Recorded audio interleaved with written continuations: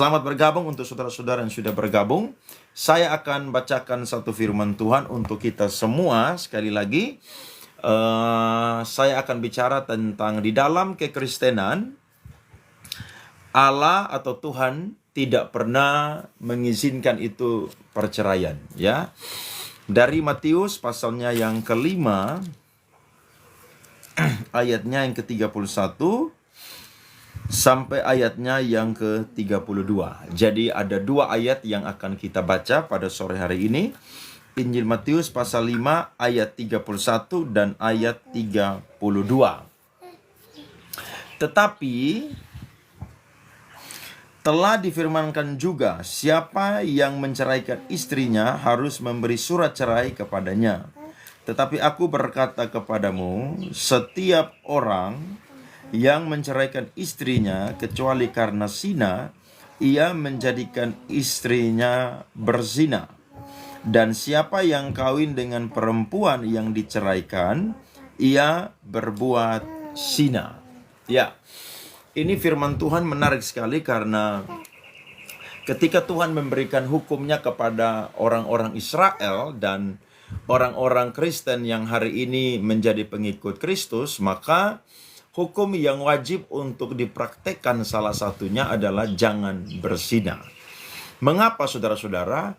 Berbicara tentang jangan berzina ini adalah berbicara tentang satu hukum yang sangat kudus karena Allah mengatur bagaimana tentang peraturan orang-orang yang hidup, yakni hukum kekudusan. Kalau saudara-saudara membaca dari Keluaran dan juga sampai kepada kitab Imamat, saudara akan menemukan bahwa Tuhan itu mengatur yang namanya hukum-hukum dalam kehidupan orang-orang Israel dan juga orang-orang Kristen yang percaya kepada Tuhan. Salah satunya adalah tentang bagaimana kudusnya hidup dan kudusnya perkawinan. Nah, ini diatur saudara-saudara karena orang Israel dan saudara-saudara yang beragama Kristen atau orang percaya, kita semua ini akan dibedakan dengan orang-orang yang tidak mempercayai Yesus Kristus dan tidak beragama Kristen. Jadi kalau ada orang yang beragama bukan Kristen, maka mungkin dia menganut yang namanya boleh menikah berulang-ulang, ya. Mungkin salah satu pasangan itu masih hidup, tapi kalau tidak lagi ada kecocokan, maka ya bisa saja untuk bercerai. Tetapi dalam kekristenan itu sangat dilarang sekali. Kenapa? Karena Allah lah yang memberikan hukum. Sehingga manusia yang sudah percaya kepada Tuhan itu tidak boleh yang namanya bercerai ketika dalam keadaan yang hidup. Nah, dalam kasus ini saudara-saudara, ketika kita membaca firman Tuhan ini, maka kita menemukan bahwa sebuah pasangan ya atau seseorang itu bisa bercerai kecuali karena zina. Nah, memang ada banyak orang yang memakai alasan ini saudara-saudara untuk yang namanya bercerai ya. Tetapi sebenarnya dari awalnya Tuhan itu tidak pernah mengizinkan yang namanya perceraian.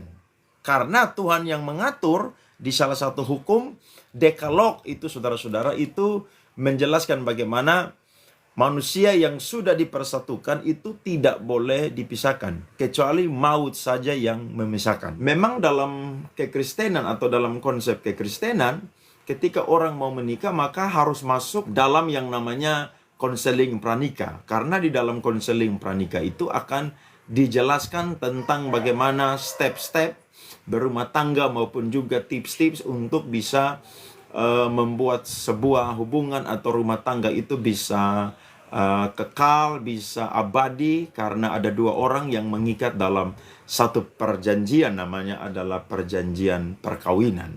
Nah, ini yang menjadi dasar dari kekristenan ya. Agama-agama lain setahu saya mereka itu ya bercerai ketika ada orang-orang yang dari salah satu pasangan mereka itu merasa bosan atau tidak lagi ada kecocokan ya. Memang ini yang sering kali kita lihat dan membuat ada banyak orang yang hari-hari ini, kalau saudara mungkin bertanya kepada orang-orang yang bekerja di pemerintahan di bidang Dukcapil ya, itu angka perceraian itu saudara-saudara sangat tinggi sekali ya. Dan ada banyak alasan saudara-saudara karena beberapa faktor yang seperti saya jelaskan tadi, yang sudah bosan secara manusia ya, bahkan juga tidak ada kecocokan, bahkan juga salah satu pasangan itu bercerai. Nah, saya akan bahas kepada kita semua mengapa Allah itu tidak mengizinkan itu perceraian ya. Yang pertama, karena Allah lah yang mempertemukan kedua pribadi atau kedua manusia yang berbeda jenis kelamin itu disatukan dalam satu ikatan yang namanya perkawinan yang kudus. Nah, ini salah satu alasan mengapa orang-orang yang sudah menikah itu tidak boleh lagi bercerai, karena Tuhanlah yang mempertemukan mereka. Ada orang yang bertanya kepada saya, Pak Pendeta, bagaimana kita bisa tahu bahwa orang itu adalah jodoh kita ketika kita sudah menikah? Nah, ada orang yang memang ketika dia menikah, dia sendiri belum yakin atau dia tidak yakin bahwa pasangan yang dia nikahi itu adalah jodohnya. Ya, saya selalu menjawab dengan sederhana. Jawaban saya begini: ketika seseorang itu bukan menjadi jodoh dari kita, maka Tuhan akan pakai segala cara untuk membuat pasangan tersebut atau orang yang mau menikah itu tidak akan pernah jadi menikah. Saya pernah punya contoh, ada seorang teman saya, dia itu berasal dari Jawa Tengah, dari Solo tepatnya, dan pasangannya atau mempelai laki-lakinya itu berasal dari Indonesia Timur. Nah, ketika mereka mau menikah, maka mereka masuk di dalam yang namanya konseling pranikah ya. Itu ada beberapa tahap dan juga ada beberapa bulan. Nah, ketika mereka masuk dalam konseling pranikah, maka mereka dijelaskan oleh hamba Tuhan atau pendeta yang menjelaskan bagaimana hubungan ketika menikah, baik itu antara mereka berdua, hubungan keluarga, keuangan ya, temperamen, karakter, dan lain sebagainya. Sehingga sehingga akhirnya mereka itu mereview lagi hubungan mereka. Dan akhirnya teman saya ini yang perempuan yang berasal dari Jawa Tengah ini bergumul dengan yang namanya hubungannya dia. Akhirnya dia mengambil keputusan untuk yang namanya menikah. Ya, dan ketika sudah ditetapkan hari, waktu, jamnya untuk menikah, maka mereka melangkahlah ke gereja untuk diberkati. Tapi dalam perjalanan itu teman saya ini, dia ini tidak merasa yakin betul-betul bahwa laki-laki ini adalah pasangan yang Tuhan berikan kepadanya. Saudara bisa bayangkan ketika dia mau masuk ke dalam gereja, dia ada di depan pintu gereja, maka dia langsung membatalkan pernikahan tersebut. Semua orang begitu kaget dan marah, apalagi saudara-saudara dia dan orang tua dia itu sangat malu, karena kalau dia merasa tidak yakin, mengapa sebelum hari H, sebelum ditetapkan tanggal, jam, dan waktu, undangan sudah dibagikan, harusnya dia itu membatalkannya. Tapi kenapa sudah di depan pintu gereja barulah dia membatalkan? Waktu itu betul-betul saudara hubungannya dibatalkan dan laki-laki dan keluarganya sangat marah. Bahkan keluarga dari teman saya yang perempuan ini tidak mau mengenal dia ya. Mereka sangat marah dan sangat dipermalukan. Tetapi itulah keputusan dia. Dan singkat cerita saudara-saudara, ketika dia cerita kepada saya, maka dia mengatakan bahwa saya tidak mau masuk dalam hubungan yang akhirnya nanti ujung-ujungnya adalah perceraian. Karena sang calon mempelai laki-laki atau pacarnya dia pada waktu itu adalah seorang yang temperamen, ya, seorang yang sedikit-sedikit marah, bahkan pukul dan lain sebagainya. Sehingga dia berpikir kalau nanti dia menikah, maka bisa saja temperamen yang ada, yang sudah ditunjukkan pada waktu berpacaran, itu bisa dibawa ke dalam yang namanya pernikahan. Akhirnya saudara-saudara, mereka tidak jadi menikah. Singkat cerita, akhirnya teman saya ini bertemu dengan seorang pria dan dia yakin betul-betul masuk dalam konseling pranikah dan akhirnya dia diberkati.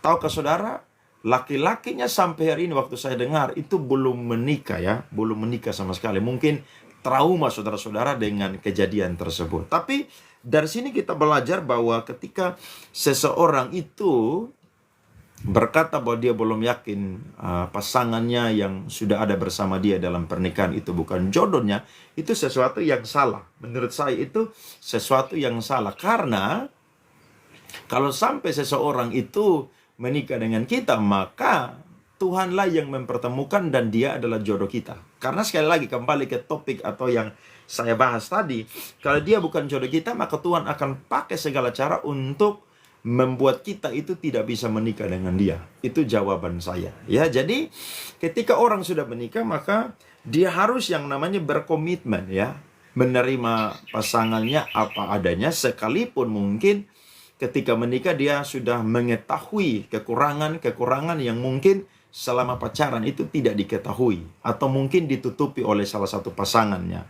Jadi ini membuat kekristenan itu berbeda dengan agama-agama yang lain. Karena agama yang lain ketika mereka merasa bosan, merasa jenuh, tidak ada lagi kecocokan, maka mereka segera mengambil inisiatif untuk menggugat cerai. Tapi dalam kekristenan, saudara-saudara, itu tidak ada. Tidak ada karena Tuhan mengatur hukum perkawinan itu kudus adanya. Sehingga setiap orang yang Kristen yang percaya kepada Tuhan Yesus, sekali dia menikah, sekali dia berjanji di hadapan Tuhan, di hadapan pendeta, dan di hadapan jemaat dan keluarga, maka dia mengambil keputusan untuk hidup sampai maut memisahkan.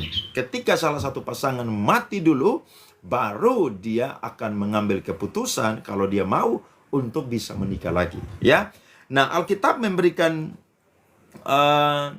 salah satu poin yang penting bagi kita, bagaimana ketika seseorang itu berzina, maka itu mendapatkan celah untuk yang namanya bercerai. Mengapa saudara-saudara Alkitab itu mengizinkan perceraian kalau itu disebabkan perzinahan? Ya, saudara-saudara, kita kalau membaca firman Tuhan, kita menemukan bahwa perceraian itu sesuatu yang Tuhan tidak suka, tetapi ketika dilatar belakangi oleh yang namanya perzinahan, maka memang itu sesuatu yang tidak bisa diberikan kesempatan terus-menerus untuk orang yang melakukan perzinahan itu ada bersama dengan pasangan yang setia. Ya, kalau mungkin dia melakukan perzinahan dan pasangannya mungkin memaafkan dia, 1 kali, 2 kali memaafkan, tapi kalau mungkin sudah berulang-ulang, maka salah satu pasangan atau pasangannya yang setia mungkin bisa yang namanya mengambil keputusan untuk yang namanya bercerai. Kalau dia tidak tahan lagi. Tapi kalau dia bertahan dalam situasi itu, maka sah-sah saja untuk dia menjalaninya. Tapi saya yakin bahwa tidak ada manusia yang mungkin sangat Superman atau sangat kuat yang hidup bersama dengan seseorang yang tidak setia atau seseorang yang berzina ya. Saya punya kenalan saudara-saudara, dia punya ayahnya itu sampai hari ini itu berzina, bahkan hidup dengan istri hasil persinahannya. Tetapi mamanya atau ibunya itu tidak menceraikan suaminya atau bapaknya. Saya waktu dengar kisah ini saudara-saudara, saya geleng-geleng kepala. Kenapa? Karena betapa hebatnya hati dan iman dari ibunya atau perempuan ini. Kenapa? Karena suaminya itu sudah hidup dengan perempuan yang lain itu bertahun-tahun, tapi istrinya ini tetap berdoa ya, tetap beriman bahwa suaminya akan bertobat dan suaminya itu akan kembali kepada dia. Ini sesuatu yang jarang kita temukan ya saudara-saudara ya, jarang sekali. Kenapa? Karena ada seorang perempuan yang mendoakan suaminya yang sampai hari ini sudah meninggalkan dia dan hidup dengan perempuan yang lain, dan sampai hari ini tidak pernah pulang ke rumah, tidak pernah mempedulikan anak-anaknya, dan akhirnya mereka hidup dengan ibu mereka dan bapaknya mereka ini tidak pernah peduli dengan mereka. Saudara, ini sesuatu yang berat. Tapi kalau sampai ada di tahap ini, maka Alkitab mengizinkan bahwa orang Kristen boleh bercerai. Karena kasusnya adalah kasus persinahan. Ya, kasus hanya boleh kasus persinahan di antara kasus yang lain ya. Contohnya yang Alkitab tidak mencatat yakni kasus KDRT atau kekerasan dalam rumah tangga. Nah, Alkitab tidak mencatat, tapi manusia itu mendapatkan hak dari Tuhan. Ya, manusia itu sebagai gambar Allah itu, saudara-saudara, manusia itu memiliki sifat-sifat yang Allah miliki, yakni sifat-sifat yang benar dan baik. Nah, itu saya tidak bahas hal itu, tapi yang saya bahas di sini adalah tentang perzinahan. Nah, ketika seseorang itu sampai di tahap yang namanya perceraian, maka orang yang bercerai itu, ya, orang yang bercerai itu dan orang yang diceraikan itu karena zina, itu tidak boleh yang namanya menikah. Nah, ini yang Alkitab larang sebagai orang-orang Kristen, orang percaya. Ketika sudah bercerai karena zina, maka itu tidak boleh lagi yang namanya menikah. Ya, saudara baca firman Tuhan tadi, dan saya akan tambahkan dari Lukas 16 ayatnya yang ke-18. Saudara perhatikan firman Tuhan ya. Lukas 16 ayat 18. Setiap orang yang menceraikan istrinya lalu kawin dengan perempuan lain, ia berbuat zina. Dan barang siapa kawin dengan perempuan yang diceraikan suaminya, ia berbuat zina. Jadi saudara perhatikan, laki-laki yang bercerai, ya, karena mungkin istrinya berzina, atau perempuan yang bercerai karena suaminya berzina, larangan Alkitab adalah tidak boleh menikah. Tidak boleh, saudara-saudara, ya.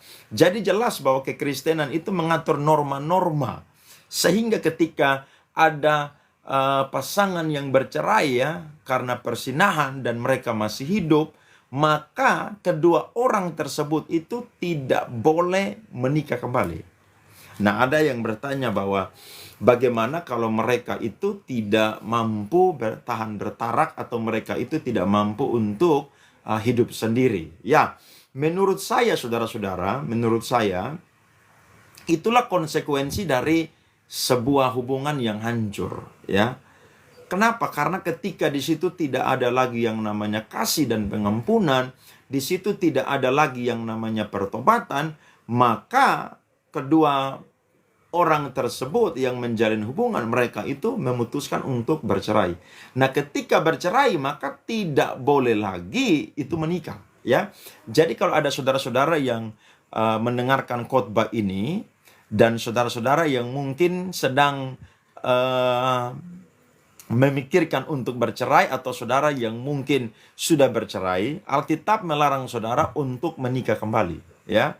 Jadi saudara yang bercerai, maka saudara jalanilah apa yang menjadi konsekuensi atau kuk yang saudara pikul. Kenapa? Karena saudara sudah melanggar hukum kekudusan, sehingga membuat saudara-saudara tidak boleh lagi yang namanya menikah. Tidak boleh. Kenapa? Karena kecuali salah satu pasanganmu mati, itu baru boleh menikah. Tapi kalau kedua-duanya masih hidup, maka jalanilah itu, ya.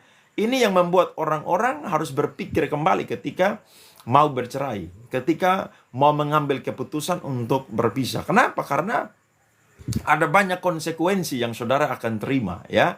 Saudara ketika bercerai, kalau saudara punya anak, bagaimana membesarkan anak yang tidak dibesarkan dalam kasih orang tua yang satu, kemudian orang tua yang tidak tinggal serumah, orang tua yang tidak lagi menghiraukan salah satu pasangan dan lain sebagainya.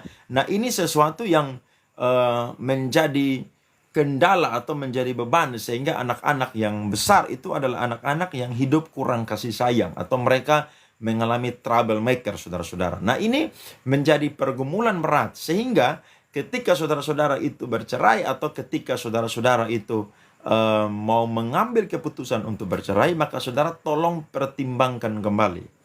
Karena sekali saudara bercerai, maka saudara tidak boleh lagi menikah kembali, ya. Jadi di dalam kekristenan tidak ada perkawinan yang namanya poligami, tidak ada. Di dalam kekristenan itu perkawinannya itu adalah monogami, yakni satu kali menikah sampai selama-lamanya.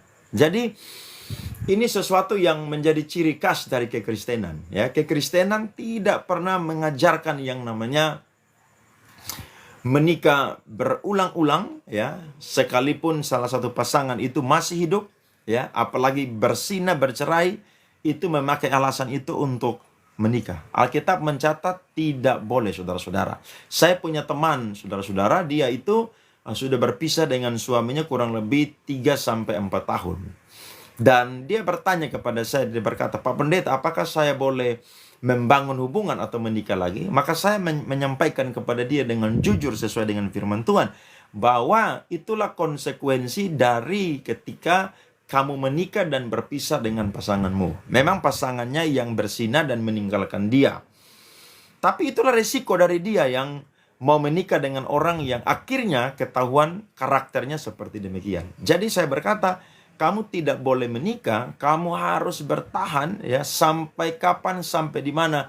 Mungkin ya, pasanganmu yang sudah meninggalkan engkau, yang sudah kumpul kebo lagi, ya, belum menikah lagi, ya, dia mati barulah menikah. Tapi engkau tidak boleh menikah lagi. Dan saudara tahu sampai hari ini dia mengikuti arahan saya dan dia tidak menikah lagi. Ya, dia hidup sendiri, dia pakai hidupnya untuk bekerja, untuk membesarkan dia punya anak, ya, untuk ada di gereja dan lain sebagainya. Jadi kekristenan itu adalah agama yang sangat-sangat sakral, sangat kudus, karena tidak pernah mengizinkan perkawinan itu poligami atau berulang-ulang. Jadi saudara yang jadi orang Kristen hari ini, saudara harus bersyukur. Kenapa? Karena ajaran saya dan saudara adalah ajaran yang sangat-sangat benar, ya. Ajaran yang bukan mengajarkan bagaimana ketika manusia sudah tidak cocok, sudah bosan, ya, melakukan hal-hal yang mungkin selain persinahan, maka langsung mengambil keputusan untuk yang namanya bercerai. Tidak, saudara-saudara. Kekristenan tidak pernah mengizinkan itu. Kecuali seperti yang Alkitab katakan, itu karena zina. Maka saudara yang dikhianati, saudara bisa mengambil keputusan untuk yang namanya menceraikan pasanganmu yang berzina. Tapi kalau saudara masih memberikan pengampunan kepada dia, maka saya percaya bahwa pengampunan akan diberikan, maka dia pun juga akan diberikan kesempatan. Tapi kalau dia bersikeras dan saudara pun juga tidak mau lagi, saudara menganggap bahwa saudara sudah dikhianati, maka Alkitab mencatat saudara itu bisa bercerai karena alasannya adalah karena zina. Jadi alasan yang lain itu tidak boleh, saudara-saudara. Tidak boleh, ya. Tidak boleh. Saudara tidak boleh menambahkan firman Tuhan dan tidak boleh mengurangi firman Tuhan. Bahkan saya kasih saudara firman 1 Korintus 7 ayat 10 sampai 11, ya. 1 Korintus pasal 7 ayatnya yang ke-11. Mari kita baca firman Tuhan ini, saudara bisa catat firmannya. Tetapi kalau mereka tidak dapat menguasai diri, baiklah mereka kawin, sebab lebih baik kawin daripada hangus karena hawa nafsu. Kepada orang-orang yang telah kawin, aku, bukan aku, tetapi Tuhan, perintahkan, supaya seorang istri tidak boleh menceraikan suaminya. Dan jikalau ia bercerai, ia harus tetap hidup tanpa suami atau berdamai dengan suaminya. Dan seorang suami tidak boleh menceraikan istrinya. Jadi saudara perhatikan larangan Tuhan ini kepada dua pribadi atau dua insan, yakni perempuan dan laki-laki, ya. Kalau ada yang namanya sudah bercerai, maka itu tidak boleh lagi menikah atau harus hidup tanpa suami atau hidup harus tanpa istri. Harus, wajib. Kenapa? Karena ya itulah konsekuensi yang harus dijalani oleh orang-orang Kristen, ya. Jadi kita semua ini orang-orang yang harus memikul kok ketika perkawinan itu dilakukan. Jadi kalau ada saudara-saudara sebagai ayah, sebagai ibu yang punya anak yang mungkin mau menikah, saudara perlu banyak berikan kepadanya firman Tuhan, nasihat-nasihat, supaya dia ketika masuk di dalam pernikahan, dia menjadi orang yang tidak melanggar firman Tuhan. Itu penting sekali, karena ketika dia melanggar firman Tuhan, maka ada konsekuensi berat yang dia itu akan terima, ya. Ini perlu dilakukan, ya. Jadi tugas untuk menasihati seorang anak yang mau menikah itu bukan hanya tugas dari sang pendeta atau hamba Tuhan yang memimpin konseling pranikah, tidak, saudara-saudara. Tapi semua orang tua wajib untuk menasihati anak-anaknya yang mau menikah. Karena hubungan pernikahan ini adalah hubungan yang satu kali seumur hidup. Sehingga tidak boleh dilanggar oleh siapapun yang sudah menikah.